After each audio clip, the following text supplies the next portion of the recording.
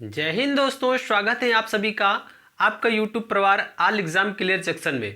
दोस्तों आज हम बात करेंगे मैथमेटिक्स जो कि मिक्स क्वेश्चन होंगे और आपके हर एग्जाम में मैथमेटिक्स के क्वेश्चन आते हैं। तो आइए दोस्तों चलते हैं क्लास की ओर। उससे पहले अगर आपने हमारे चैनल को सब्सक्राइब नहीं किया है तो प्लीज़ सब्सक्राइब कर लें, बेल आइकन को प्रेस करना ना भूलें ताकि क्लास की जो भी वीडियो मैं अपलोड करूँ उसका नोटिफिकेशन सबसे पहले आप तक पहुँच सके।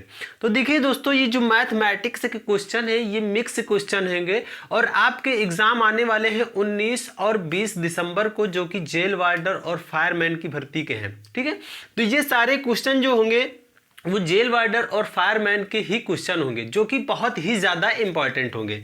और जो भी क्वेश्चन हम आपको बताएंगे वो पेपर में सेम ऐसे ही क्वेश्चन आते हैं।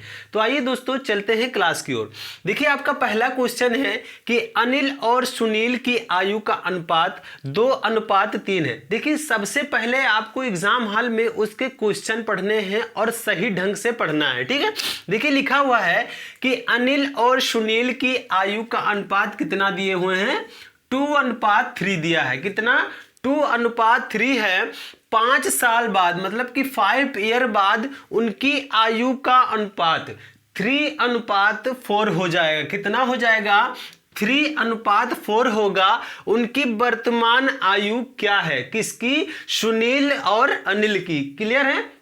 तो देखिए दोस्तों, आपको सबसे पहले क्वेश्चन में जो आपको इंपॉर्टेंट अनुपात दिए हों वो आपको सबसे पहले देख लेना है कि वो क्या पूछ रहा है। ठीक है, अब देखिए यहां पे लिखते हैं हम अनिल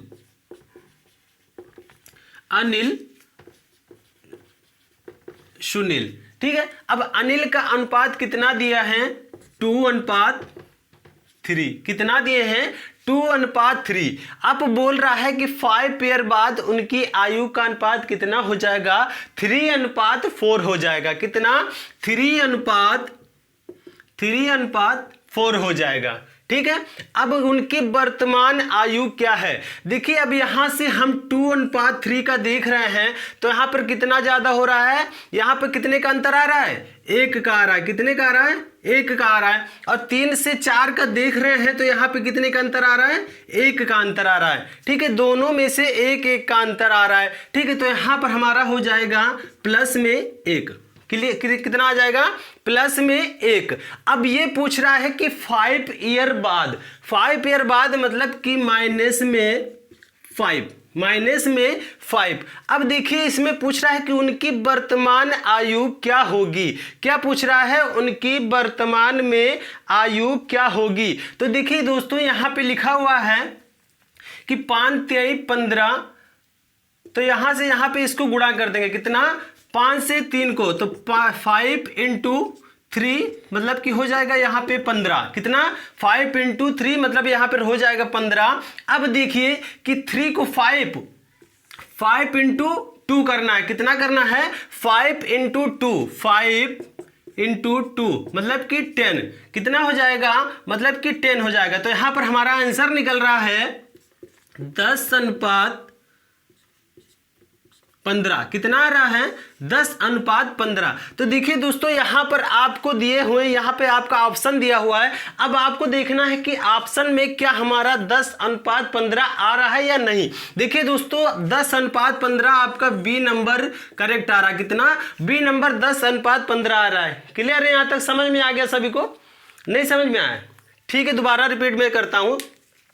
देखिए अनिल और सुनील की आयु का अनुपात पूछ रहा है। किसका, अनिल और सुनील का आयु का अनुपात दिया हुआ है 2:3। कितना, 2:3 दिए हुए हैं। 5 ईयर बाद उनकी आयु का अनुपात कितना होगा, 3:4 हो जाएगा। कितना, 3:4 हो जाएगा। अब ये पूछ रहा है कि उनकी वर्तमान आयु क्या होगी। क्या होगी मतलब कि एक तरफ हम लिख देते हैं अनिल और दूसरी तरफ लिख देते हैं सुनील। यहां पर लिख देंगे अनिल, यहां पे लिख देंगे सुनील। ठीक है, तो सबसे पहले कि अनिल के अनुपात का है 2 और सुनील का हो जाएगा 3। ठीक है, उसके बाद फिर आते हैं कि 5 ईयर मतलब कि 5 ईयर्स बाद 2:4 होगा। कितना, 3:4 होगा। तो यहां पर हम लेंगे 3:4। ठीक है। अब ये देखते हैं कि अनिल से सुनील का अंतर मतलब कि अनुपात में कितना आ रहा है। तो यहां पर देखिए दोस्तों 2:3 एक अंतर आ रहा है और 3:4 में एक अंतर आ रहा है। तो यहां पर हम लिख देंगे प्लस में 1। क्लियर है। अब देखिए ये बोल रहा है कि 5 ईयर बाद, कितना 5 ईयर बाद, तो माइनस में 5 कर देंगे। ठीक है, माइनस में 5 कर देंगे। अब देखिए माइनस में 5 हो गया आपका, ये हो गया माइनस में 5। अब देखिए 5 दूनी, अब आपको ये पूछ रहा है कि 5 साल बाद, मतलब कि 5 × 2, 5 × 2 हो जाएगा 10। तो यहां पर देखिए दोस्तों 5 × 2 मतलब कि यहां पर हो जाएगा 10। कितना हो जाएगा 10। अब देखिए अब यहां पर आते हैं कि 5 × 3, कितना 5 × 3, यहां से यहां पर हम मतलब कि गुना करेंगे तो 5 × 3 तो कितना हो जाएगा 15। कितना हो जाएगा 15। तो यहां पर हमारा आंसर आ रहा है 10:15। 10:15 में हमारा आंसर आ रहा है। ठीक है, समझ में आ गया सभी को। ठीक है, आगे नेक्स्ट चलते हैं। देखिए सेकंड क्वेश्चन है आपका। देखिए दोस्तों मैं आपसे बार बार ये रिपीट करता हूं कि आप एग्जाम हॉल में बैठे तो आपके सामने जब पेपर आए तो आप सबसे पहले पेपर का क्वेश्चन आपको ध्यान पूर्वक पढ़ना है। कितना पेपर को पढ़ना है और उसका क्वेश्चन देखना है कि वो क्वेश्चन क्या बोल रहा है और मुझे क्या आंसर देना है। ठीक है, देखिए एक द्विअंकीय संख्या में दहाई का अंक इकाई का अंक का दुगना है। ठीक है, पहले क्वेश्चन हम सही से रिपीट करेंगे। यदि संख्या में से 36 घटा दिया जाता है, वो संख्या में इकाई तथा दहाई का अंक आपस में बदल जाते हैं। कितना आपस में मतलब कि संख्या बदल जाती है। ठीक है, आपस में संख्या बदल जाती, वो संख्या क्या है, वो पूछ रहा है कि वो संख्या क्या है। देखिए एक द्विअंकीय की संख्या है और संख्या में दहाई का अंक इकाई का 2 गुना हो जाएगा। इकाई दहाई आप लोग समझते हैं ना, तो इकाई का अंक दहाई का 2 गुना हो जाएगा। यदि संख्या में से 36 घटा दिया जाता है, वो संख्या में इकाई तथा दहाई का अंक आपस में बदल जाते हैं, वो ऐसी कौन सी संख्या है। देखिए आपको इधर हमने दे दिया है, इधर पे हमने आपको ऑप्शन दे दिया, तो ये क्वेश्चन जो है आपको ऑप्शन देख के ही पता हो जाएगा। देखिए ये बोल रहा है कि देखिए हम सबसे पहले 1 से शुरू करते हैं, तो यहाँ पे 4 दूनी 8 नहीं हो पाएगा। देखिए ये पूछ रहा है कि दहाई का अंक इकाई के अंक का 2 गुना, तो दहाई की हम बात कर ले तो 4 यहाँ पे दुगुना नहीं हो रहा, मतलब कि ए ऑप्शन कट जाता है। क्लियर है, यहाँ पे ए ऑप्शन कट जाता है। अब आते हैं नेक्स्ट में बी ऑप्शन पर। तो बी देखिए क्या हमारा दहाई सा इकाई का अंक बराबर हो रहा है, मतलब 2 गुना हो रहा है, तो 3 दूनी 6, मतलब कि ये अभी चल रहा है। ठीक है, अब आते हैं सेकंड सी नंबर पर। सी आता है कि 4 दूनी 8, मतलब कि इकाई से दहाई से इकाई का अंक 2 गुना हो रहा है। तो यहां पर भी हमारा आंसर सी नंबर भी अभी करेक्ट है अभी तक। ठीक है, अब आते हैं डी पे। तो डी पे क्या आ रहा है, तो डी वाला भी हमारा ऑप्शन गलत हो जाएगा। ठीक है ना।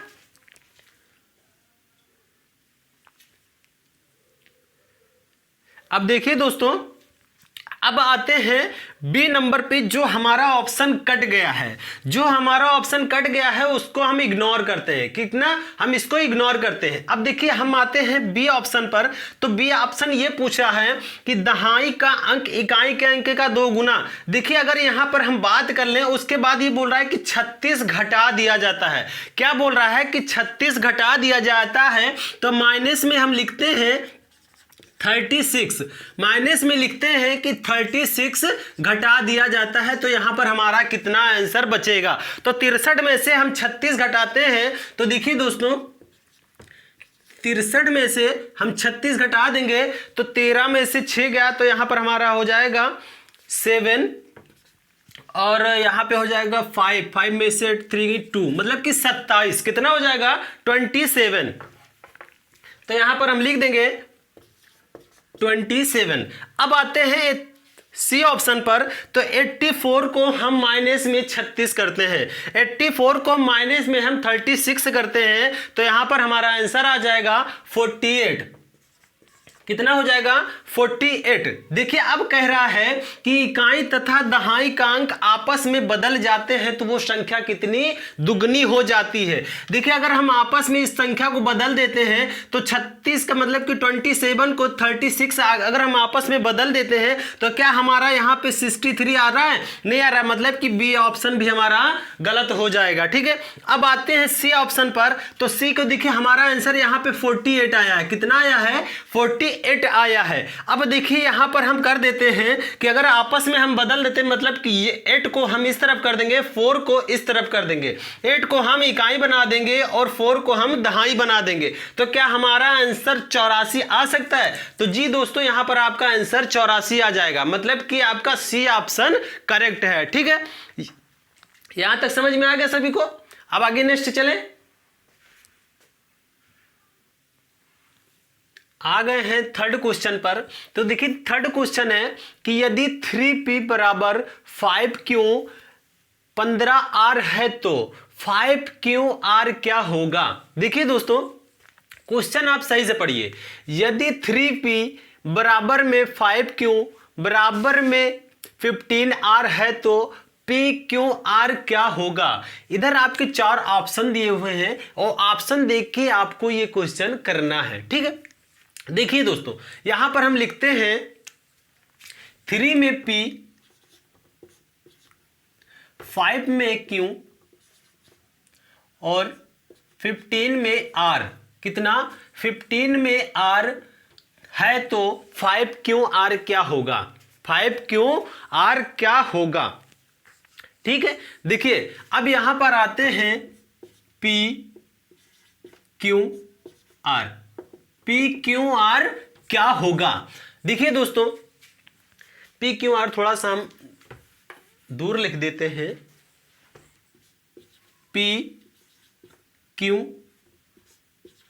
PQR क्या होगा? मतलब आपको इसका सॉल्यूशन सॉल्व करना है, मतलब कि ये क्वेश्चन आपको सॉल्व करना है। ठीक है, अब देखिए आपका यहां से हम लेते हैं तो यहां से आपको गुना करना, क्या करना है? यहां से यहां से यहां पर आपको गुना करना है। तो 15 पचे कितना हो जाएगा? 15 पचे आपका हो जाएगा 75 और 5 तिहाई हो जाएगा, 5 तिहाई हो जाएगा 15 और 5 दूनी 15 तिहाई कितना हो जाएगा? 45। कितना? 45 और 5 दूनी 10, 5 तिहाई 15। ठीक है, यहां तक समझ में आ गया? कैसे? देखिए 3p 5q 15r PQR क्या होगा? PQR क्या होगा? अब देखिए हम यहां से मतलब कि 15 से 5 को मतलब कि गुना करते हैं, 15 से 5 को गुना करते हैं तो 15 पछे कितना हो जाएगा? 75। तो यहां पर हम 75 रख देते हैं। ठीक है, अब क्यों का आ रहा है? तो क्यों कैसे आ रहा है? देखिए 15 दूनी 30 और 15 तिया कितना हो जाएगा? 45। तो यहां पर हम लिख देंगे 45। तो यहां पर हो जाएगा आपका क्यों का 45। ठीक है, अब आते हैं आर पे। तो आर का क्या बोल रहा है कि क्यू को आर से पी से गुना करना है, क्यू को पी से गुना करना है तो 15 तिया वो सॉरी 5 तिहाई 15। तो यहां पर हम लिख देंगे 15। ठीक है, अब देखिए यहां पर हमारा आंसर ये निकल के आ रहा है ना कि 75 45 और 15। देखिए भाई 75 45 15 तो हमारे ऑप्शन में नहीं है, तो बहुत से बच्चे 15 75 45 15 तो सॉल्व कर लेंगे, लेकिन अभी इसके आगे भी मतलब कि सॉल्यूशन है। कैसे? देखिए तो यहां पर आपका हो जाएगा सॉल्यूशन है यहां पर, देखिए 15 दूनी 30 और 15 पचे यहां पर कितना हो जाएगा? 75, मतलब कि बचा हमारा आंसर 5 और 15 तिया 45, मतलब यहां पर हमारा आंसर कितना हो जाएगा? 3 और 15 एक कम 15 कितना हो जाएगा? यहां पर हमारा आंसर 1। तो देखिए दोस्तों यहां पर हमारा आंसर निकल के आ रहा है 5 अनुपात में 3 अनुपात में 1। कितना? 5 अनुपात में 3 अनुपात में 1 हमारा यहां पर आंसर निकल के आ रहा है। देखिए हमारे ऑप्शन में है कि नहीं? 531 531 हमारे ए ऑप्शन में आ रहा है, मतलब कि हमारा ए ऑप्शन करेक्ट है। यहां पर हमारा ए ऑप्शन करेक्ट है। क्लियर है यहां तक सभी को? नहीं समझ में? दोबारा देखिए दिए हैं कि यदि 3p बराबर में 5q बराबर में 15r है तो पी क्यू आर क्या होगा। देखिए 3p 5q और 15r, तो यहां पर पूछ रहा है कि पी क्यू आर क्या होगा, पी क्यू आर क्या होगा। तो यहां से हम पहले 15 को 5 से गुना करेंगे तो 15 पचे कितना होता है 75, 15 पचे 75, तो हम पी के नीचे लिख देंगे 75। उसके बाद 15 तिया होता है 45, क्यू को लिख देंगे हम 45। ठीक है, अब देखिए P को अब हम लिखते हैं कि Q को P से गुना करना है, Q को P से गुना करना है तो 5 तिहाई हो जाएगा 15। ठीक है, यहां तक सॉल्यूशन निकल आया। अब देखिए हमारा 75, 45 और 15 हमारे ऑप्शन में नहीं, मतलब कि अभी हमको सॉल्यूशन इसके आगे हो सकता है। कैसे, देखिए 15 पचे 75 मतलब कि यहां पर हमारा आंसर 5 आएगा, और 15 तिया 45 हमारा आंसर 3 आएगा, और 15 एकम 15 मतलब कि यहां हमारा ऑप्शन 1 आएगा आंसर। तो यहां पे देखिए 5 पे अनुपात 3 अनुपात में 1 हमारा आंसर आ रहा है, और यही हमारे ऑप्शन में दिया हुआ है 5 अनुपात 3 अनुपात में 1, मतलब कि हमारा ये आंसर बिल्कुल करेक्ट आ रहा, मतलब हमने सॉल्यूशन मतलब सॉल्व कर लिया, सवाल को सॉल्व कर लिया। ठीक है, क्लियर है यहां तक सभी को। अब देखिए दोबारा एक नेक्स्ट आते हैं। यदि 4 घंटियां 4, 6, 8 और 14 सेकंड के अंतराल में बजती हैं, कितना 4, 6, 8 और 14 सेकंड के अंतराल में बजती हैं, वह चारों इकट्ठी 12 बजे बजना प्रारंभ करती हैं, किस समय वो फिर इकट्ठा बजेंगी, किस समय वो फिर इकट्ठा बजेंगी। देखिए दोस्तों, जैसे कि अभी एक मंदिर है, उस मंदिर में 1 घंटा लगा हुआ है, उस मंदिर में 1 घंटी लगी हुई है, और वो 4, 6, 8 और 14 सेकंड के अंतराल में बजती है, मतलब कि वो 12 बजे बजना प्रारंभ करती हैं। अब वो फिर किस समय पर इकट्ठा बजेंगी, किस समय वो इकट्ठा बजेंगी। देखिए दोस्तों, इधर आपके ऑप्शन दिए हुए हैं, इधर आपका ऑप्शन दिया हुआ है, और ऑप्शन को आपको सवाल सॉल्व करने के बाद में ऑप्शन देखना है कि क्या हमारा ऑप्शन में यही हमारा आंसर आ रहा है या नहीं आ रहा है। ठीक है, अब देखते हैं, एक कोई मंदिर है, उस मंदिर में घंटी बंधी हुई है, वो घंटी 4, 6, 8 और 14 सेकंड के अंतराल में बजती हैं, वह चारों 12 बजे बजना प्रारंभ करती हैं, मतलब कि 12 बजे रात में वो बजना प्रारंभ करती हैं, वह किस समय फिर इकट्ठा बजेंगी। ठीक है, तो देखिए आपका आता है 4, 6, 8 और 14 सेकंड, कितना 4, 6, 8 और 14 सेकंड के अंतराल में बजती है। तो 4, 6, 8, 14 का हम क्या ले लेंगे, एलसीएम ले लेंगे। तो देखिए दोस्तों, यहां पर एलसीएम लेने के लिए क्या करना पड़ेगा, 4, 6, 8 और 14 का एलसीएम। तो यहां पे आते हैं 2 दूनी 4 और 3 दूनी 6, 4 दूनी 8 और 7 दूनी 14। अब आते हैं 2 पे, 2 एकम 2, फिर यहाँ पे कुछ नहीं कटेगा, और 2 दूनी 4 और यहां पर कुछ नहीं कटेगा। ठीक है, तो अब देखिए 2 दूनी 4 हो जाता है, 2 दूनी 4 और 4 तेई 12 और 12 दूनी 24, 24 सत्ते 168, कितना आ जाएगा 24 सत्ते 168, मतलब कि हमारा एलसीएम यहां पर आ रहा है 4, 6, 8, 14 का एलसीएम आ रहा है 168, कितना आ रहा है 168 आ रहा है। ठीक है,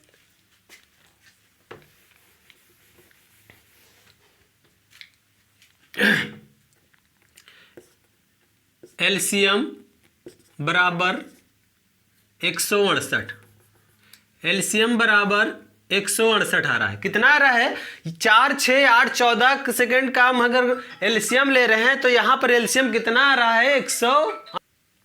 ठीक है, यहां पर एलसीएम हमको पता हो गया कि 168 आ रहा है। ठीक है, अब यहां तक समझ में आ गया, मतलब कि ये पूछ रहा है कि 12 बजे बजना प्रारंभ करती है, तो हमने 4, 6, 8 और 14 का एलसीएम निकाला है, तो वो हमारा आंसर यहां पर आ रहा है एलसीएम 168। देखिए 12 बजे की बात कर रहा है, तो 12 बजे मतलब होता है कि 60, तो यहां पर हम लिख देंगे 60 को हम कितने से भाग देंगे 168 से, कितने 168 से, तो मतलब कि हमारा हमारा यहाँ पर हो जाएगा 60 दूनी 120, कितना हो जाएगा 60 दूनी 120 और यहाँ पर 24